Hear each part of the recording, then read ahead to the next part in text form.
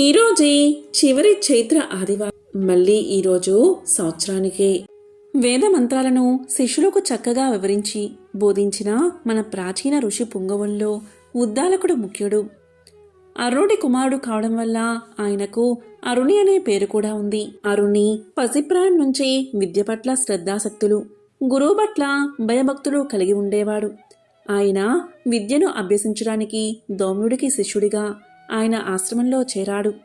ఆశ్రమ సమీపంలో ఒక చెరువు, కొంత పొలము ఉండేది. అరుణి దౌమ్యుడి వద్ద విద్యాభ్యాసం చేసే ఉత్తమ శిష్యులలో ఒకటిగా పేరు తెచ్చుకున్నాడు. భక్తితో గురు శుశ్రూష చేస్తూ ఏకాగ్ర చిత్తంతో వేదాంగాలను ఆవలింపు చేసుకోవడానికి అరుణి నిరంతరం ప్రయత్నించేవాడు. ఒకనాటి రాత్రి కుండపోతగా వర్షం ప్రారంభమైంది. ఆశ్రమానికి సమీపంలో ఉన్న చెరువు కింద ఆశ్రమానికి చెందిన పొలం ఉంది. పొలంలో పంట పచ్చగా కలకల్లాడుతూ ఉంది. వర్షం ఎక్కువైతే చెరువుగట్టు తెగి పంట మునిగిపోతుందేమో అని గురువు భయపడిపోతూ ఏమీ చేయడానికి తోచగా దిగులు చెందసాగాడు. అప్పుడు అరుణి, గురుదేవా, కరుణించి నన్ను అక్కడికి వెళ్ళడానికి అనుమతి ఇవ్వండి, నేను వెళ్ళి పరిస్థితిని చక్కదిద్దుతాను అని వేడుకున్నాడు. అప్పుడు వర్షం కొంత తగ్గినట్లు కనిపించడంతో గురువుగారు అరుణి వెళ్ళి రమ్మన్నారు. అరుణి పొలం దగ్గరకు వెళ్ళాడు. పొలం దగ్గర ఉన్న చెరువుగట్టుకు చిన్న గండి పడి ఉండడం గమనించాడు. దాని గుండా కొద్ది కొద్దిగా నీళ్లు బయటికి వస్తున్నాయి. కొంతసేపు చుట్టుపక్కల కలయజూసి దగ్గర ఉన్న మట్టిని తీసి గండికి అడ్డుగా వేసి నీటిని ఆపడానికి ప్రయత్నించాడు అరుణి. కాని అతడు వేస్తున్న మట్టితో గండి పూడ్చుకుపోలేదు. వేసిన మట్టి వేసినట్లు నీళ్లతో కొట్టుకుపోవడంతో క్రమక్రమంగా ప్రవాహం ఎక్కువ కాసాగింది. ఇక పరిస్థితి విషమించగలదని గ్రహించిన అరుణి వెంటనే గండికి అడ్డుగా పడుకున్నాడు. నీళ్లు బయటకు రావడం ఆగిపోయింది. కానీ భరించలేని చలికి తోడు వర్షం మళ్ళీ ఆరంభమైంది. ఇక అరుణి మాత్రం పడుకున్న చోటు నుంచి అటు ఇటూ కదల్లేదు. కొంతసేపటికి స్పృహ కోల్పోయాడు. అరుణి ఎంతసేపటికి తిరిగి రాకపోవడంతో ఆశ్రమంలోని గురువైన దౌమ్యుడు ఆందోళన పడసాగాడు. ఏమైందో అన్న ఆతృత కొద్దీ కొందరు శిష్యుల్ని వెంటబెట్టుకుని ఆయన బయలుదేరాడు. వాళ్ళు తెల్లవారుతూ ఉండగా చెరువుగట్టును సమీపించారు. అక్కడ గండికి అడ్డంగా పడి ఉన్న అరుణిని చూసి అమిత ఆశ్చర్యం చెందారు. శిష్యులు పక్కన ఉన్న మట్టిని తెచ్చి అడ్డంగా వేస్తున్నప్పుడే గురువు అరుణుని పైకి ఎత్తాడు. అతన్ని ఆశ్రమానికి మోసుకువచ్చి అగ్నిగుండం ముందు ఉంచారు. కొంతసేపటికి అతనికి స్పృహ వచ్చింది. గురువు అతనికేసి అభిమానంగా చూస్తూ, అరుణి, ఈ రోజుతో నీ విద్యాభ్యాసం సంపూర్ణమైందని నిరూపించావు నాయనా అని పలికాడు. అరుణి వేదాంగాలు నేర్చిన పండితుడు అయినప్పటికీ అవసరమైనప్పుడు శరీర శ్రమ చేయడానికి ఏమాత్రం వెనుకాడలేదు. 10 మంది మేలుకోరి తన ప్రాణత్యాగం చేయడానికి కూడా సిద్ధమయ్యాడు. పైగా తాను అలా చేయడం చాలా గొప్ప విషయమని గర్వపడలేదు.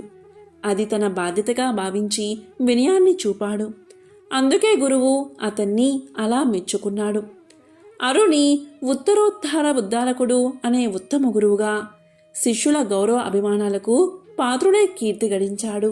ధర్మరాజు భీష్మ పితామహుణ్ణి ఇలా అడుగుతాడు. పితామహ, పితృకార్యాలలో గొడుగులు చెప్పులు బ్రాహ్మణులకు దానం చేస్తే చెప్పలేనంత పుణ్యం కలుగుతుంది అని పెద్దలు అంటారు.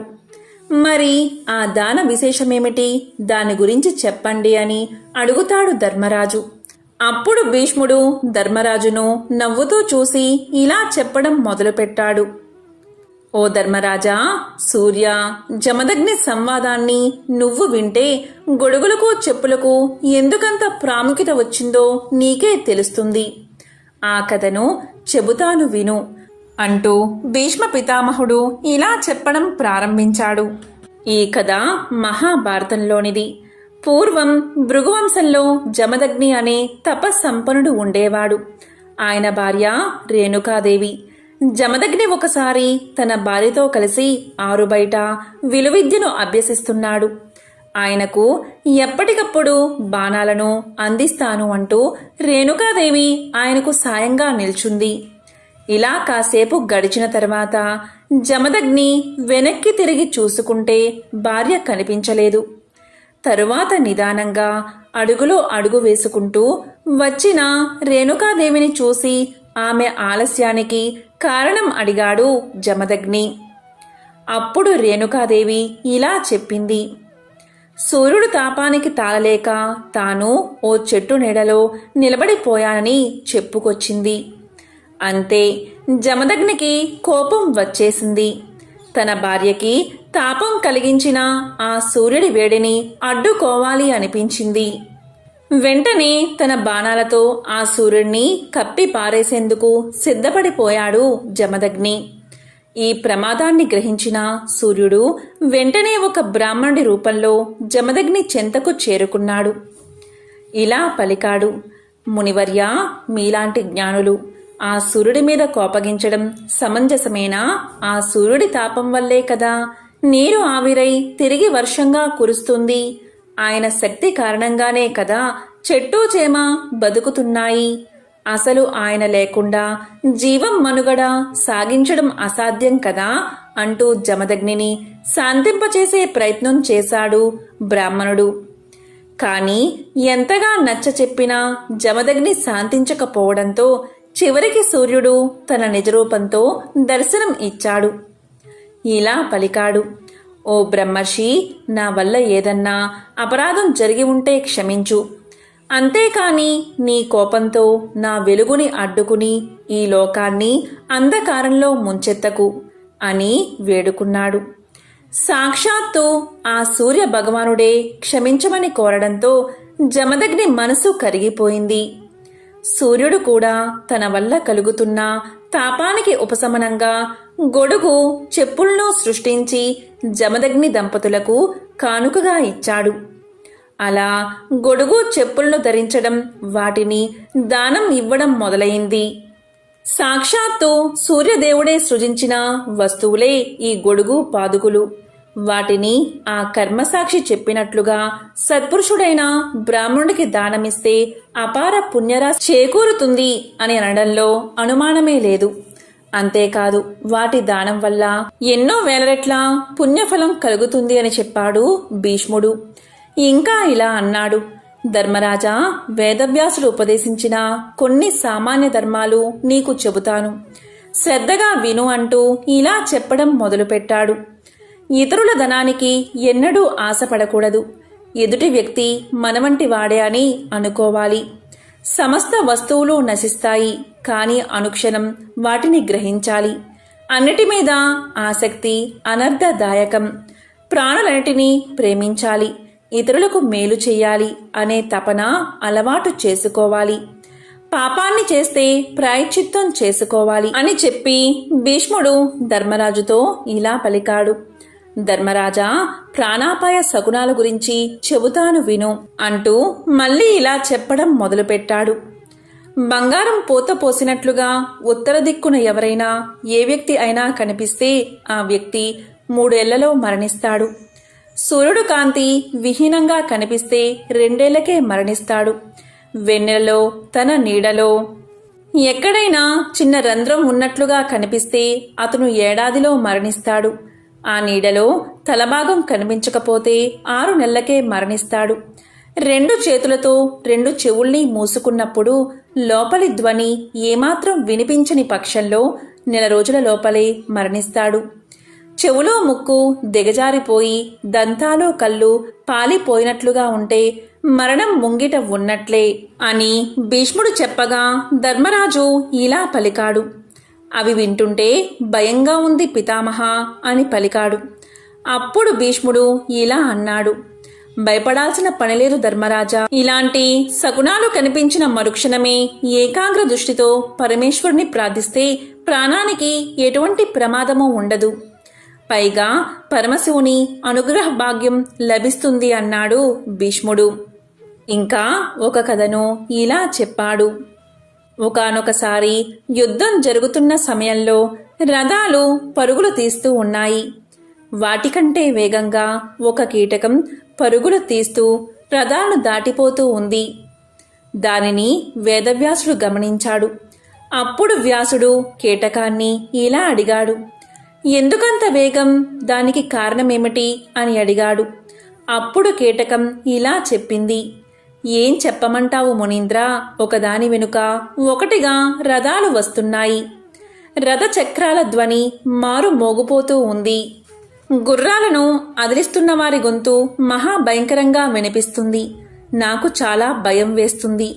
బతుకంటే ప్రాణికి మహా ఇష్టం. చావంటే చెప్పలేనంత దుఃఖం. ఆ దుఃఖాన్ని నేను తట్టుకోలేను. చనిపోవడం నాకు ఇష్టం లేదు. అందుకే విపరీతమైన వేగంతో పరుగులు తీస్తున్నాను. ప్రాణభీతి కంటే పరమ ఆందోళనకరం ఇంకేముంది మునీశ్వరా అని పలికింది. అప్పుడు ముని ఇలా అన్నాడు. ఓ కీటకమా, నీలాంటి జీవులకు ఇంద్రియ సుఖం ఉంటుందా? ఒకవేళ సుఖం ఉన్నా అది ఎంతసేపు ఉంటుంది? ఇప్పుడు దుఃఖంతో ఉండే నువ్వు బతికి ప్రయోజనమేమిటి? చనిపోవడమే సుఖం కదా. బాగా ఆలోచించు, నీకే అన్నీ తెలుస్తాయి అన్నాడు వ్యాసుడు. దానికి కీటకం ఇలా పలికింది. అదేమిటి మునీంద్ర, అంతమాట అన్నావు? పురుగులకు ఇంద్రియ సుఖం లేదన్నట్లుగా మాట్లాడుతున్నావేమిటి? మాకు మా స్థాయిని బట్టి ఇంద్రియ సుఖాలు ఉంటాయి. వాటిని మేము కూడా అనుభవిస్తూ ఉంటాం.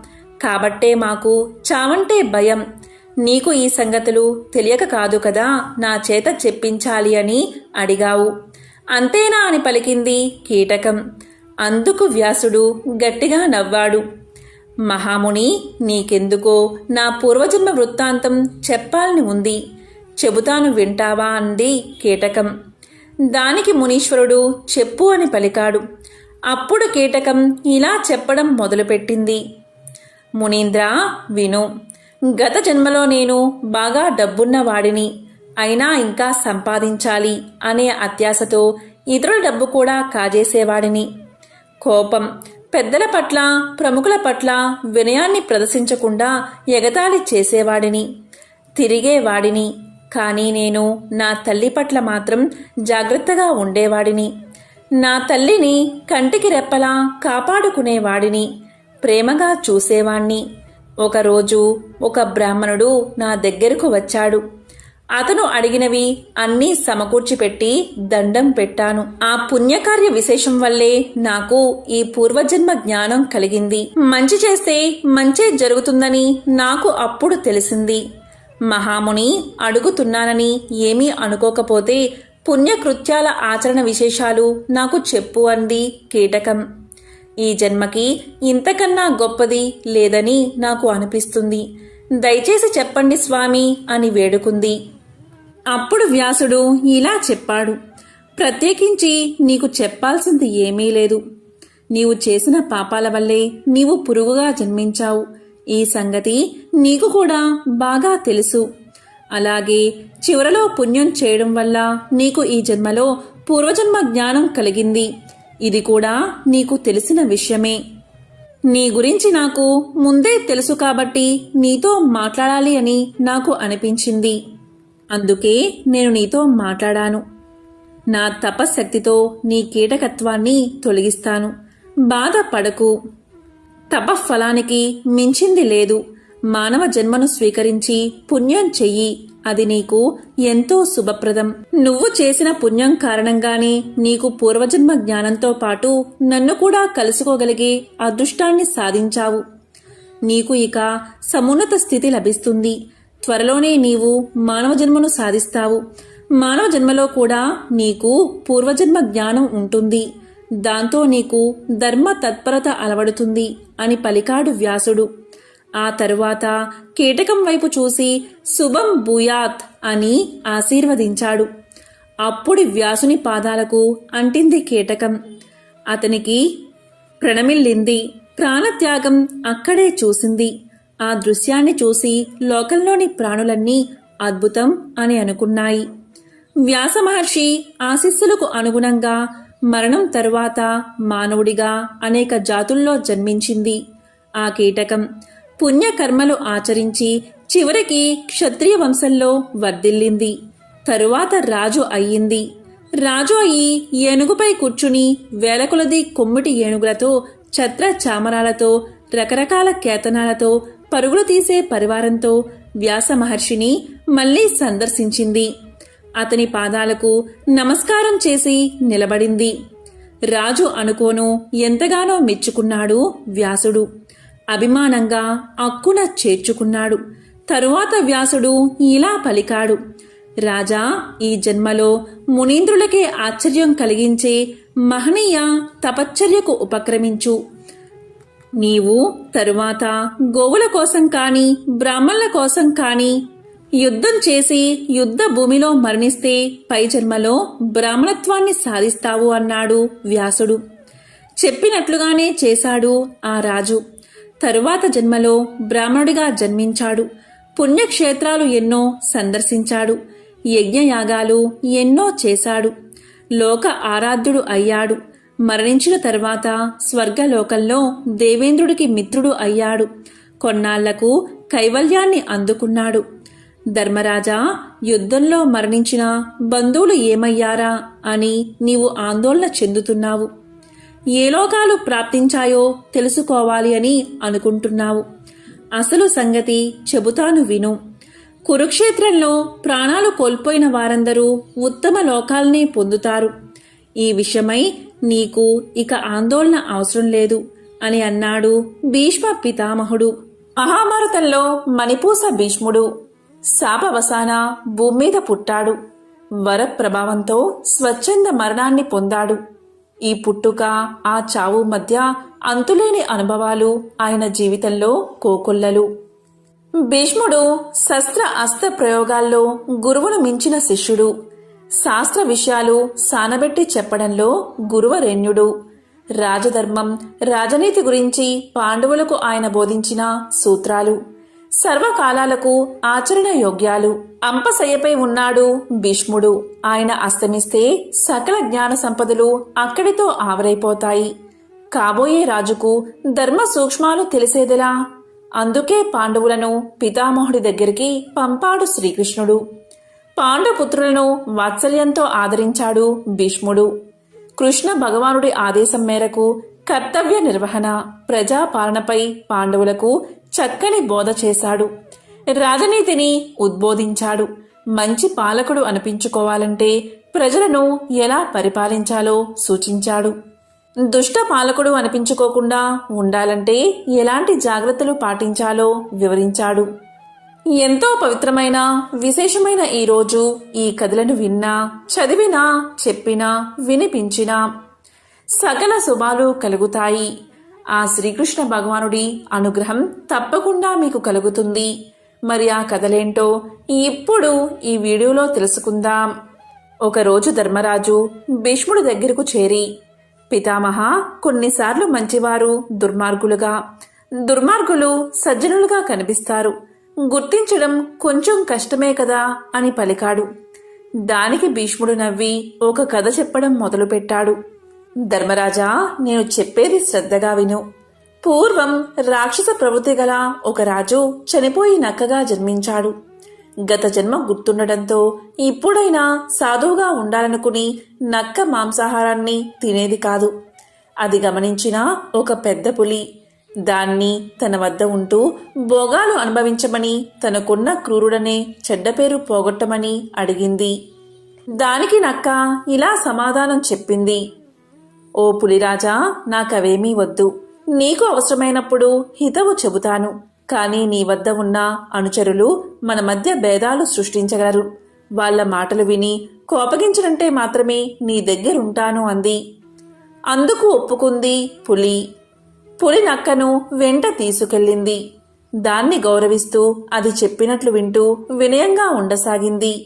నక్క ఊహించినట్లుగాని పులిని అనుసరించే జంతువులకి పులి నక్కతో ఉండడం కంటగింపు అయింది.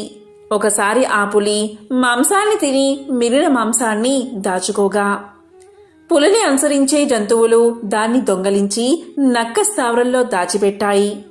పులి ఆహారం గురించి అడగగా ఆహారం మాయమైందని చెప్పాయి. దీంతో కోపగించిన పులి విషయం కనుక్కోమంది. దానికి అవి నక్క స్థావరంలో ఆహారం దొరికిందని, తాము అనుమానిస్తున్నదే జరిగిందని, నక్క మాంసం తినకపోవడం అసంభవం అంటూ చెప్పి ముందే ఆకలితో రగిలిపోతున్న పులిని ఇంకా రెచ్చగొట్టాయి. దీంతో పులి కోపంతో వెంటనే నక్కని చంపమని ఆజ్ఞాపించింది. ఈ సంగతి తెలిసిన పులి తల్లి వేగంగా అక్కడికి వచ్చి తొందరపడవద్దని హితవు చెప్పింది. జరిగిందేమిటో పులికి అర్థమైంది. దీంతో పశ్చాత్తాపం చెందిన పులి నక్కని క్షమాపణ కోరింది. అవమానించిన వారితో చెలిమి తగదంటూ తన మానాన వెళ్ళిపోయింది నక్క. కనుక చెప్పుడు మాటలు ఎప్పుడూ చేటే చేస్తాయి. సొంతంగా విశ్లేషించి నిర్ణయం తీసుకోవాలి అని ధర్మరాజుకు భీష్మ పితామహుడు హితవు చెప్పాడు. పాండవుల్లో పెద్దవాడైన ధర్మరాజుకు స్త్రీల గురించి వివరిస్తూ భీష్ముడు చెప్పిన కథ ఇది. పూర్వం దేవశర్మ అనే ముని ఉండేవాడు. అతని భార్య చాలా సౌందర్యవతి. దేవశర్మ ఒక యజ్ఞ కార్య నిమిత్తం పోతూ తన శిష్యుడైన విపులుణ్ణి పిలిచి ఇలా పలికాడు. ఓ విపులా, నా భార్య అతిలోక సుందరి. ఆమె కొరకు దేవేంద్రుడు పొంచి ఉన్నాడు. నేను ఇంద్రుడి ఉపాయం తిప్పికొడుతూ నా భార్యను రక్షించుకుంటున్నాను. నేను ఇప్పుడు యాగం చేయడానికి వెళ్తున్నాను. కనుక నీవు నా భార్యకు రక్షణగా ఉండాలి అని చెప్పాడు గురువుగారైన దేవశర్మ. అప్పుడు శిష్యుడైన విపులుడు ఇలా పలికాడు. గురువుగారు, మీరు చెప్పినట్లే చేస్తాను. కాని ఇంద్రుడు మాయావి కదా, ఏ రూపంలో వస్తాడో నేను ఎలా తెలుసుకోవాలి అని అడిగాడు. దానికి దేవశర్మ ఇలా పలికాడు. విపులా, నీవు చెప్పింది నిజమే. మాయావి అయిన ఇంద్రుడు పక్షుల రూపంలో జంతువుల రూపంలో కూడా రాగలడు. కనుక జాగ్రత్త పడాలి. నేను ఆశ్రమంలో లేనని తెలిసిన ఇంద్రుడు నా భార్య కొరకు తప్పక వస్తాడు. కనుక నీవు జాగరూకత వహించాలి అని చెప్పాడు గురువు. విపులుడు, గురుదేవా, మీరు చెప్పినట్లు చేస్తాను అని పలికాడు. దీంతో దేవశర్మ నిశ్చింతగా యాగం చేయడానికి వెళ్ళాడు. విపులుడు జాగ్రత్తగా గురుపత్నిని కాపలా కాస్తున్నాడు. అతనికి ఒక ఆలోచన వచ్చింది. నేను గురుపత్నిని యోగ శక్తితో ఆవహిస్తాను. అప్పుడు దేవేంద్రుడు గురుపత్నిని ఏమీ చెయ్యలేడు. నేను యోగశక్తితో ఆవహించిన విషయం గురువుగారికి తెలిసే అవకాశమూ లేదు అనుకున్నాడు. ఆ తరువాత శిష్యుడి ఆత్మ గురుపత్నిని ఆవహించింది. శిష్యుడి ఆత్మ ప్రవేశించడంతో ఆమె ఆత్మ జడత్వం పొందింది. దేవశర్మ యజ్ఞ నిమిత్తం వెళ్లాడని తెలుసుకున్న ఇంద్రుడు ముని ఆశ్రమానికి చేరుకుని ముని పత్ని మీద కోరికతో పక్కనే ఉన్న శిష్యుడు నిద్రపోతున్నాడని అనుకుని ఆమెను సమీపించి తన కోరిక తెలిపాడు. ఆమె జడత్వం వహించినందువల్ల ఇంద్రుడికి జవాబు ఇవ్వలేదు. ఇంద్రుడు ఆమెను త్వరపెట్టాడు. గురుపత్నిలో ఉన్న శిష్యుడు ఇంద్రుడితో ఇలా పలికాడు. ఇంద్రా, నీవు ఇక్కడకు వచ్చిన పని ఏమి అని అడుగుతూ ఆమెను శ్రోతప్పేలా చేశాడు. ఇంద్రుడు ఇదంతా చూసి భయపడ్డాడు. దాంతో శిష్యుడు గురుపత్నిని వదిలి బయటకు వచ్చి ఇంద్రుడితో ఇలా పలికాడు. గౌతముడి శాపంతో ఒళ్లంతా కళ్ళు చేసుకున్నా నీకు బుద్ధి రాలేదు కదా. దేవేంద్రుడివై ఉండి ఇంద్రియాలు అదుపులో పెట్టుకోలేని నీ బుద్ధి కుత్సితమైనది కదా నీచుడా. ఇలాంటి పని చేస్తే నా గురువుగారి కోపాగ్నికి భస్మం కాగలవు, జాగ్రత్త. మా గురువు దాకా ఎందుకు, నేనే నిన్ను దహించగలను. కాని మనసు రావడం లేదు. బతికిపోయావు, వెళ్ళిపో అన్నాడు. అప్పుడు దేవేంద్రుడు తన యోగబలంతో విప్రుడి శక్తి గ్రహించాడు. ఇంద్రుడు బతుకు జీవుడా అనుకుంటూ వెళ్ళిపోయాడు. గురువుగారు వచ్చిన తర్వాత శిష్యుడు ఇలా పలికాడు. గురువుగారు, మీరు లేనప్పుడు దేవేంద్రుడు ఇక్కడకు వచ్చాడు. కాని నా యోగ బలానికి భయపడి వెళ్ళిపోయాడు అని చెప్పాడు. కాని తాను రుచి శరీరంలో ప్రవేశించిన విషయం మాత్రం చెప్పలేదు. ఒకరోజు ఆకాశ మార్గాన పోతున్న దేవకాంత మెడలోని పూలదండ దేవశర్మ తలమీద పడింది. దీంతో దేవశర్మ దానిని తన భార్యకు ఇచ్చాడు. ఆ సమయంలో రుచి అక్క భర్త అయిన చిత్రరథుడు దేవశర్మను రుచిని తమ ఇంట్లో జరిగే ఉత్సవానికి రమ్మని ఆహ్వానించాడు. చిత్రరథుడు ఇంటికి పోతూ రుచి ఆ దండను అలంకరించుకుని వెళ్ళింది. ఆ పరిమళానికి ఆకర్షించబడిన ఆమె సోదరి ఆ దండ గురించి సోదరిని అడిగింది. రుచి ఆ పూలు తమ ఆశ్రమంలో ఉన్నాయని చెప్పి తన భర్తతో అటువంటి పూలను తన సోదరికి తెచ్చి ఇవ్వమని కోరింది. దీంతో దేవశర్మ విపులుణ్ణి పిలిచి ఆ పుష్పాలు ఎక్కడ ఉంటాయో వెతికి పట్టుకురమ్మని చెప్పాడు. విపులుడు తన యోగశక్తితో ఆ పుష్పాలు ఉన్న ప్రదేశం తెలుసుకుని ఆ పూలను తీసుకుని వస్తూ మార్గ మధ్యలో ఇద్దరు స్త్రీ పురుషుల వాదన విన్నాడు. ఆ స్త్రీ ఇలా పలుకుతుంది, నాది తప్పు అయితే విప్రుడికి పరలోకంలో పట్టినగతే నాకు పడుతుంది అన్నది. అతడు అది విని ఇంకా ముందుకు సాగాడు. అక్కడ 6 జూదరులు ఆడుతూ మధ్యలో కలహించుకుంటున్నారు. అందులో ఒకడు ఇలా పలికాడు, నాది తప్పైతే పరలోకంలో విప్రుడికి పట్టిన గతే నాకు పడుతుంది అన్నాడు. ఈ మాటలు విన్న విప్రుడికి సందేహం కలిగింది. తాను చేసిన తప్పేమిటి? ఒకవేళ తాను గురువుగారు లేని సమయంలో గురుపత్ని శరీరంలో ప్రవేశించిన విషయం గురువుగారికి చెప్పలేదు కదా, అందువల్లే నాకు పాపం వచ్చిందో ఏమో అని తర్కించుకుంటూ గురువుగారిని చేరి ఆ పూలను గురువుగారికి సమర్పించాడు. విపులుడు ఒంటరిగా ఉన్న సమయంలో గురువుగారు విపులుడితో ఇలా పలికారు, విపులా, నీవు వచ్చే మార్గంలో 2 స్త్రీ పురుషులు 6 జూదరులు కనిపించారు కదా, వారు ఎవరో తెలుసా అని అడిగాడు. దానికి విపులుడు వారెవరో తెలియదని సమాధానం చెప్పాడు. అప్పుడు గురువుగారు ఇలా పలికారు, నీవు నా భార్యను రక్షించడానికి నా భార్య శరీరంలో ప్రవేశించావు. అది పాపమని వారనుకున్నారు. నిజంగా అది పాపమని నేను అనుకుంటే నీకు శాపం ఇచ్చేవాడిని. కాని వరాలు ఎందుకు ఇస్తాను? ఆ స్త్రీ పురుషులే పగలు రాత్రి, ఆ జూదరులు 6 ఋతువులు అని చెప్పాడు గురువు. గురువుగారి ఔదార్యానికి శిష్యుడు ఆశ్చర్యపోయాడు. గురువుగారు ఇంకా పలికారు, విపులా, రాత్రి పగలు 6 ఋతువులు మనుషులు చేసే మంచి పనులు చెడ్డ పనులను గమనిస్తూ ఉంటాయి. కనుక మనం ఎవరికీ తెలియకుండా తప్పు చేయవచ్చు అని అనుకోవడం పొరపాటు. నీవు ఒక స్త్రీని రక్షించడానికి విఘ్నతతో చేసిన పని మంచిదే, కాని తప్పు కాదు. ఇలా చేసి నా గౌరవం కాపాడావు. అందుకని ఆ విషయం నాకు చెప్పక దాచడం పాపం కాదు అని చెప్పాడు గురువు అని చెప్పి భీష్ముడు ఇలా పలికాడు, ధర్మనందన, స్త్రీలలో అనేక విధాలు ఉంటారు. అందులో మంచివారు కుల స్త్రీలు ఉంటారు. వారి వల్లే ఈ భూమి క్రమం తప్పక పరిభ్రమిస్తుంది. పాతివ్రత్యం పాటించే స్త్రీ దైవం వంటిది. మానవుడికి ధర్మము, సుఖము, పేరు, ప్రతిష్టలు మంచి భార్య వల్ల లభిస్తాయి అండల్లో ఏ విధమైన సందేహం లేదని భీష్ముడు ధర్మరాజుకు వివరించాడు. ఇంకా భీష్ముడు ధర్మరాజుకు ఇలా తెలియచేశాడు, స్నేహంలో పరిమితులు పాటించాలి. పగ ఉంటే పొంచి ఉండే ముప్పు గురించి తెలిపే ఒక కథను నీకు తెలియచేస్తాను. శ్రద్ధగా వినువంటూ ఇలా చెప్పడం ప్రారంభించాడు. బ్రహ్మదత్తుడు అనే రాజు చిలుక స్నేహం గురించి ఇలా వివరించాడు. బ్రహ్మదత్తుడు అనే రాజు ఉండేవాడు. అతను ఒకసారి అడవిలో వేటకు బయలుదేరాడు. అడవిలో వేటాడుతూ అలసిపోయి ఒక చెట్టు కింద విశ్రాంతి తీసుకున్నాడు. ఆ సమయంలో చెట్టు మీద ఒక అందమైన చిలుక కనిపించింది. వెంటనే బ్రహ్మదత్తుడికి ఆ చిలుక మీద అభిమానం పెరిగింది.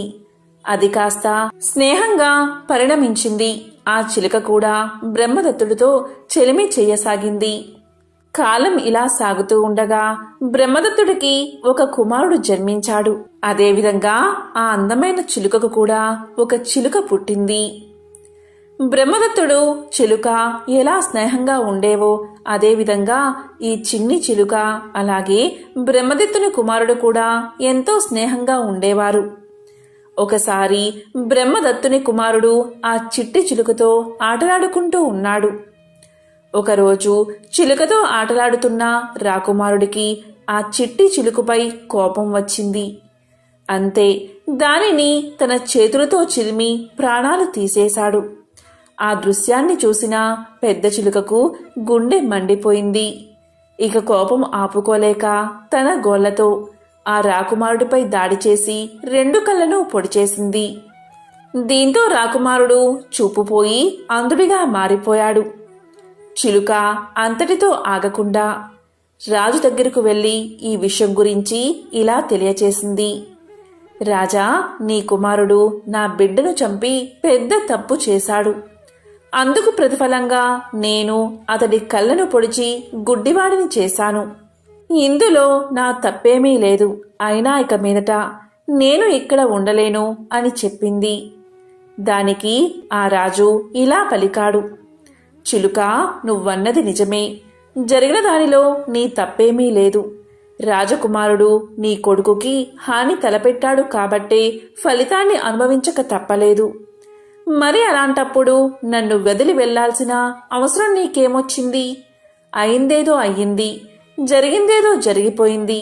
దయచేసి ఇక మీదట కూడా నాకు మిత్రుడిగానే ఉండు అని అర్థించాడు రాజు. దీనికి చిలుక బదులిస్తూ ఇలా చెప్పింది.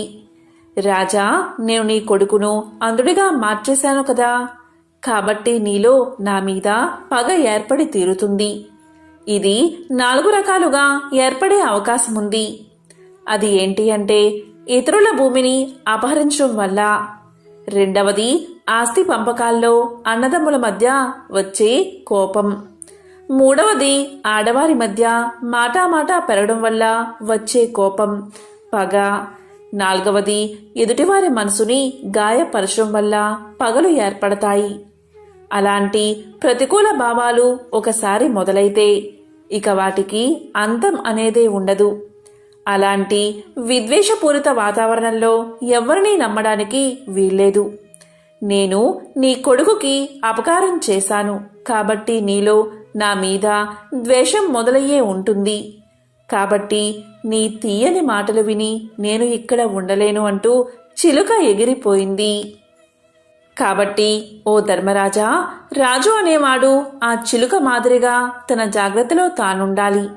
రాజ్యంలో ఎవ్వరిని గుడ్డిగా నమ్మరాదు. శృతి మెత్తగా మాట్లాడుతున్నట్లు కనిపించాలే కాని మనసు మాత్రం దృఢంగా ఉండాలి. అందరినీ నమ్మినట్లు ఉండాలి కాని తన జాగ్రత్తలో తాను ఉండాలి. ఎవరితోనూ హద్దులు దాటి చనువుగా మెలగరాదు.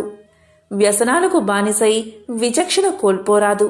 అనుకున్న కార్యం పూర్తయ్యేదాకా రహస్యాన్ని బయటపెట్టరాదు. అంతేకాదు, పూర్తిగా తీరని రుణం, పూర్తిగా ఆరని మంట, పూర్తిగా చల్లారని పగ, ఈ మూడిటి విషయంలోనూ చాలా అప్రమత్తంగా ఉండాలి. ఎందుకంటే అవి ఎప్పుడైనా ప్రాణాంతకంగా పరిణమించగలవంటూ భీష్ముడు ధర్మరాజును హెచ్చరించాడు. పాండవుల్లో పెద్దవాడు ధర్మరాజు. ఆ ధర్మరాజుకి ఒకానొక సమయంలో ఉన్నత పదవుల్లో ఎలాంటి వారిని నియమించాలి అన్న అనుమానం వచ్చింది. ఇదే విషయాన్ని అంపశయ్య మీద ఉన్న భీష్మ పితామహుణ్ణి అడుగుతూ దయచేసి తన సందేహాన్ని నివృత్తి చేయమంటూ కోరాడు. అప్పుడు భీష్ముడు ఒక కథ ద్వారా ధర్మరాజు సందేహాన్ని నివృత్తి చేశాడు. ధర్మరాజా, నేను చెప్పేది శ్రద్ధగా విను. పూర్వం ఒక అడవిలో ఒక ముని తపస్సు చేసుకుంటూ జీవిస్తున్నాడు.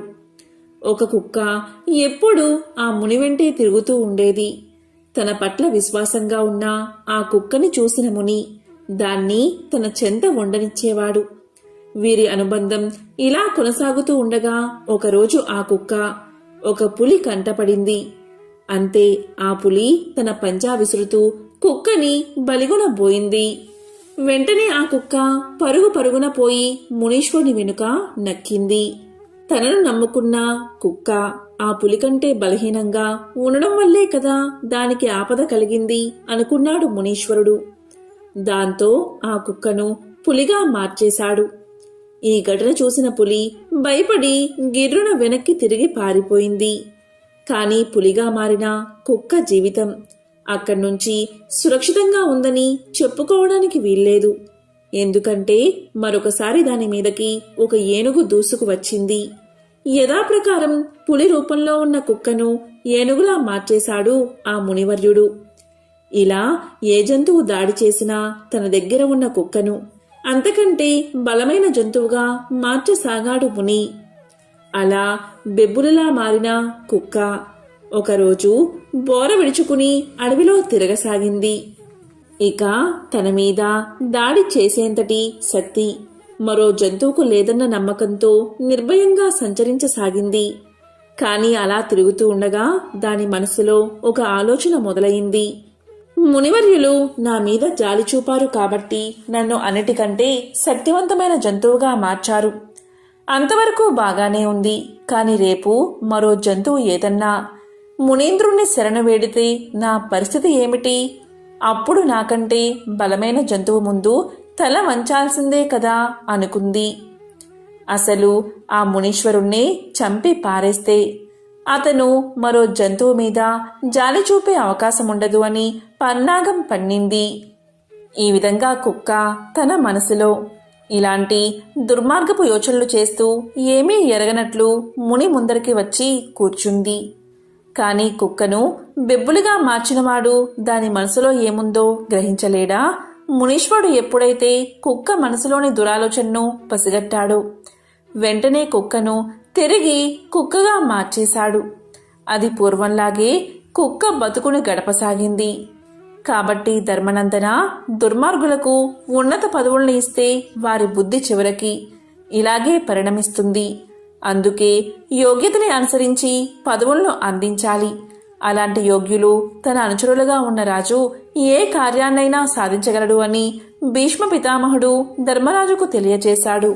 భారతంలోని శాంతి పర్వంలో అంపశయ్య మీద ఉన్న భీష్ముడు ధర్మరాజుకు చేసిన హితబోధంలో భాగంగా ఈ కథను ఇప్పుడు తెలుసుకుందాం. అడవిలోని ఒక మర్రి చెట్టు కింద ఫలితుడు అని ఎలుక జీవిస్తూ ఉండేది. అదే చెట్టు మీద రోజసుడు అని పిల్లి కాపురం చేస్తుంది. ప్రతిరోజు ఒక వేటగాడు రాత్రిపూట ఆ చెట్టు దగ్గరకు వచ్చి జంతువుల కోసం వలపన్ని వెళ్లేవాడు. రాత్రివేళ జంతువులు చిక్కుకుంటాయి కాబట్టి ఉదయమే వచ్చి వాటిని తీసుకుని పోయేవాడు. అనుకోకుండా ఒకరోజు రోజసుడు అనే పిల్లి ఆ వలలో చిక్కుకుంది. పిల్లి వలలో చిక్కుకుపోవడంతో ఎలుక దాని చుట్టూ నిర్భయంగా తిరుగుతూ ఆహారం కోసం అన్వేషిస్తుంది. ఆహారం కోసం ఆబగా చూస్తున్న ఎలుకకు కొద్ది దూరంలోని ఒక ముంగీస గుడ్లగూప కనిపించడంతో దాని గుండె ఒక్కసారిగా ఆగిపోయింది. అవి ఎలుకను మింగేయడానికి సిద్ధంగా ఉన్నాయి. దీంతో ఎలుకకి ఏం చెయ్యాలో పాలుపోలేదు. అపాయంలో ఉన్న ఆ ఎలుకకి చటుక్కున ఒక ఉపాయం తట్టింది.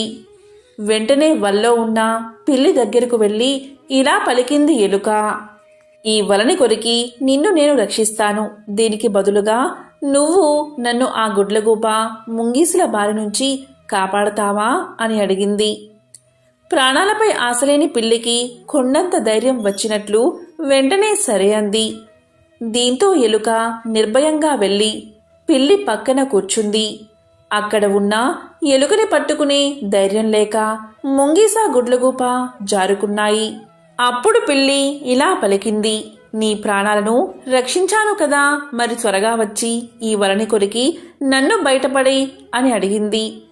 అప్పుడు ఎలుక ఇలా చెప్పింది, నీలాంటి బలవంతులతో స్నేహం చేసేటప్పుడు కాస్త జాగ్రత్తగా ఉండాలి కదా. ఇప్పుడే నిన్ను బయటకు తీసుకువస్తే నువ్వు నన్ను భక్షించవని ఏమిటి నమ్మకం? కాబట్టి ఆ వేటగాడు వచ్చే సమయానికి నిన్ను విడిపిస్తాను అని సంజాషి ఇచ్చుకుంది. చెప్పినట్లుగానే మర్నాడు ఉదయం ఆ వేటగాడు వచ్చే సమయానికి కాస్త ముందుగా వలని కొరికేసింది.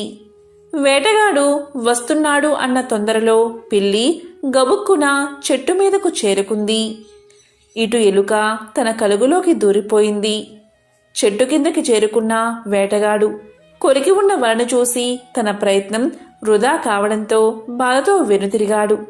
వేటగాడు అటు వెళ్ళగానే పిల్లి కిందకి చూస్తూ ఇలా పలికింది, ఓ ఎలుక మిత్రమా, నువ్వు నా ప్రాణాలను కాపాడావు. ఇక నుంచి మనమిద్దరం మంచి స్నేహితులుగా ఉందామని ప్రతిపాదించింది. దానికి ఎలుక నవ్వుతూ ఇలా చెప్పింది, మిత్రుడు ఎప్పుడు శత్రువుగా మారతాడో, శత్రువు ఎప్పుడు మిత్రుడవుతాడో చెప్పడం కష్టం. అలాంటిది సహజ శత్రువులమైన మన మధ్య స్నేహం ఎలా పొసుగుతుంది? ఇప్పుడు ఏదో నీకు సాయం చేశానన్న కృతజ్ఞతతో నాతో నువ్వు స్నేహం చెయ్యవచ్చు. కానీ ఏదో ఒకరోజు ఆకలి మీద ఉన్నా నీకు నన్ను చంపి తినాలన్న ఆలోచన రాకపోదు.